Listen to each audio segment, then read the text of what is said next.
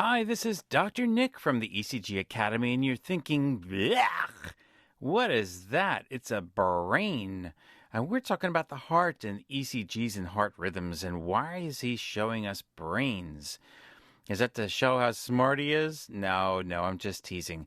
Well, we're going to have to talk about the brain a little bit because the heart and the brain do talk to each other, and it can affect the ECG.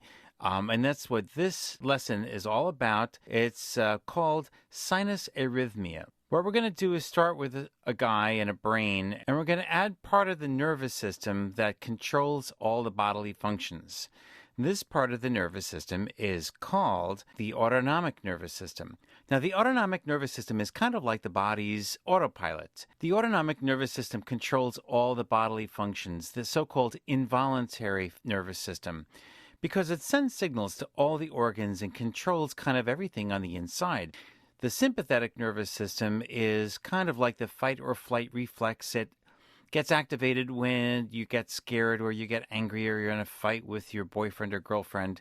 And these signals go down the spinal cord and they create connections in the thoracic ganglia and send signals out to all the organs, your liver and your spleen and your intestines and everything. But look at that. The heart is in there someplace, and you need to know that the autonomic nervous system can control the heart.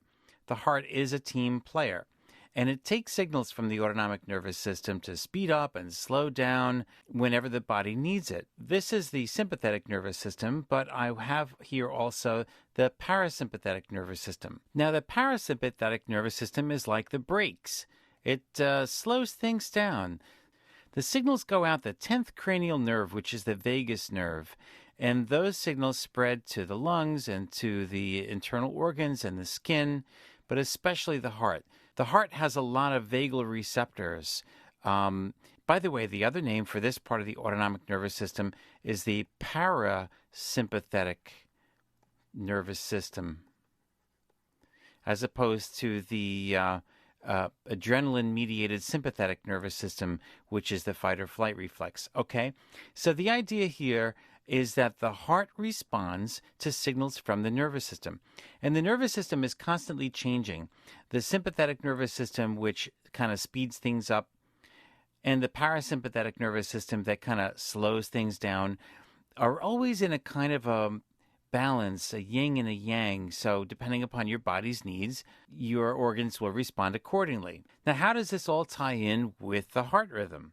If you look at an ECG, what you'll often see in someone here, let's just kind of go over this ECG, okay? We have here a heart rate, if we measure it from this beat of 300, 150, 175, about 70 to 72 beats per minute right here.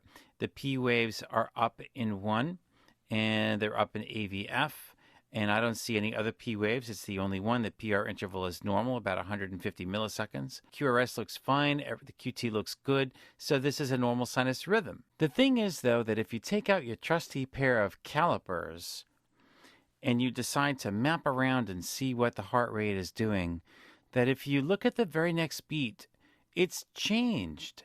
That's right. If you measure the next beat over, if we take our calipers and we stretch them out so that it encompasses those two beats. And then what you do is you pick up the point and you put it down here on this heavy line. And then you count off 300, 150, 175, 60. It looks like 64. So how did the heart rate go from 72 beats per minute to 64 beats per minute? And then if you look carefully, it kind of speeds up again, and then it slows down again. And then it kind of speeds up. And look, over here, it's even faster. 300, 150, 175. It's like 85 beats a minute here. So the heart rate seems to be changing constantly. And this is known as sinus arrhythmia. It's a normal finding. It happens in normal people, especially young people whose parasympathetic nervous systems are kind of like very active. The vagus nerve has this very acute, very rapid effect on the heart rate, on the sinus rate.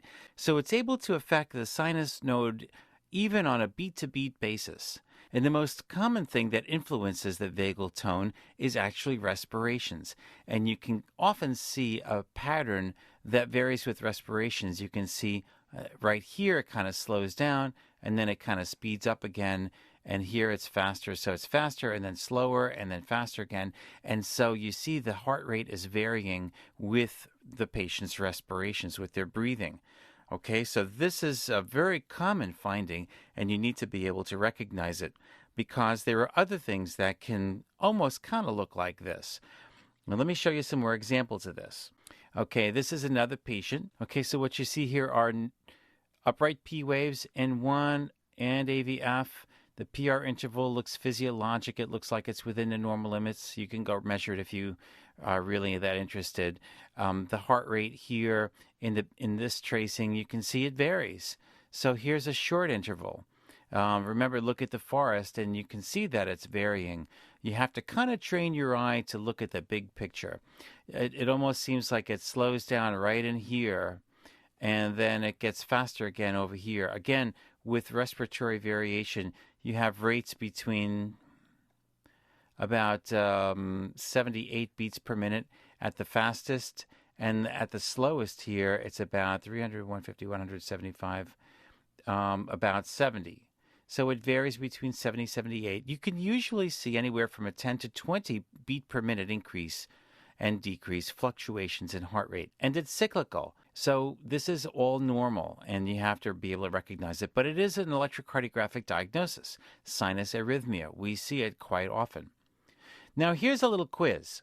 Now that we're kind of at the end of the introduction to rhythm analysis and the sinus rhythm, I want you to take a look at this ECG strip, okay? And tell me what the rhythm is. Come on, I'm waiting. Well, you should first realize that there's a mistake here. The first mistake, obviously, is that you are trying to read the rhythm in AVL. And if you have a normal sinus rhythm that's traveling down into the patient's left, then AVL is usually the worst lead to look for P waves. Okay, so is there a P wave or isn't there? Is this Memorex or not? I don't know. But now I'm going to show you the whole 12-lead EKG. Okay, now here's the rhythm strip that we were just looking at in AVL, and you see there's nothing there. You can't see a darn P wave anywhere. But if you kind of glance down to AVF, now it looks like there is a little bit of a bump there. But remember that P waves are not always really huge and juicy. You have to understand that they don't always look like the textbook. That's why I'm trying to introduce you to the idea that not all ECGs look alike. And in this case, the biggest P wave is probably here in lead 2, but it's still tiny. You can barely see it. The other thing is that there's a marked sinus arrhythmia here. Look at how it's kind of fast, and then it really slows down in here, and then it really speeds up again. But again, these are gradual changes in heart rate. This is typical of sinus arrhythmia. Since the vagus nerve slows things down, what you have is a very low vagal tone right here where the heart is fast, and then the vagal tone increases, and that makes the heart rate slow down. And then the vagus tone is relieved by changes in respiration, and then you get this subsequent increase in heart rate and so forth.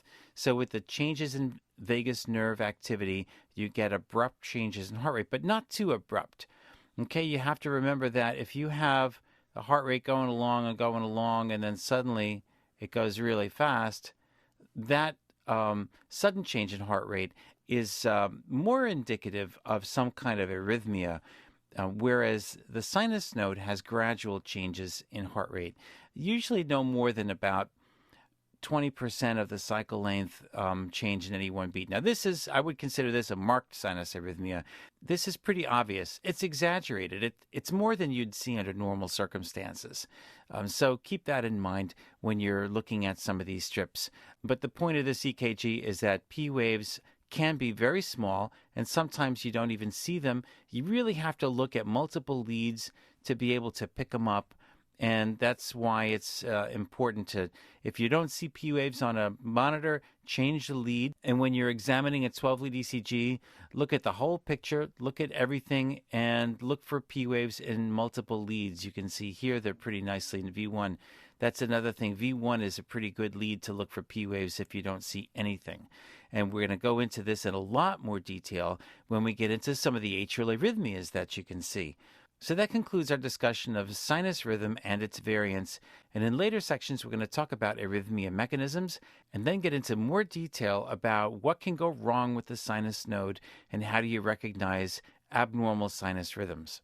So for the ECG Academy, this is Dr. Nick. Thanks for watching.